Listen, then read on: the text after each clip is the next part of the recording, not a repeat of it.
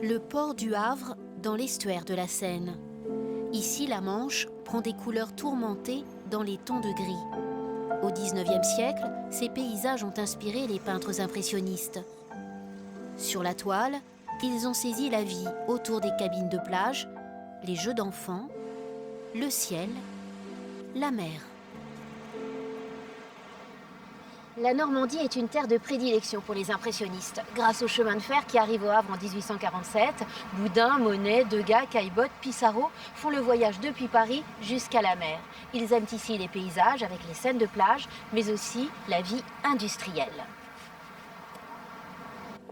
Le musée André Malraux du Havre rend hommage à un enfant du pays, Eugène Boudin, né à Honfleur en 1824 d'un père marin.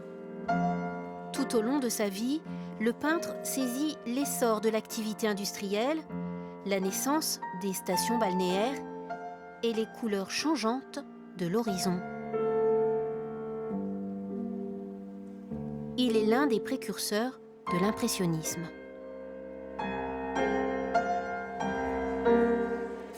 Ce qui fait de lui un peintre impressionniste, c'est sa fascination pour le mouvant, l'éphémère. On est là devant une œuvre absolument extraordinaire. On est sur la plage de Trouville et il y a l'air, il y a la lumière, il y a une espèce de sentiment d'espace incroyable. Le Havre, lieu cher à Eugène Boudin et à ses amis artistes. En 1856, il convainc le jeune Claude Monet, qui a grandi dans cette ville, de venir travailler avec lui face à la mer. Boudin est venu bien souvent, mais Monet aussi. À un moment, Monet vient travailler au Havre. Le chevalet est là, la toile est là, il a son matériel, sa palette. Et Boudin le dit parfois, on est bousculé par le vent. Les jardins paisibles et fleuris de Normandie séduisent aussi les impressionnistes.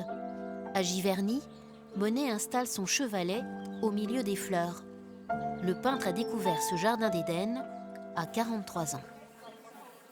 Il faut savoir que l'impressionnisme est né en Normandie. La plupart des peintres sont d'origine normande. À l'époque, les peintres impressionnistes étaient pauvres et ils suivaient la ligne de train Paris-Rouen.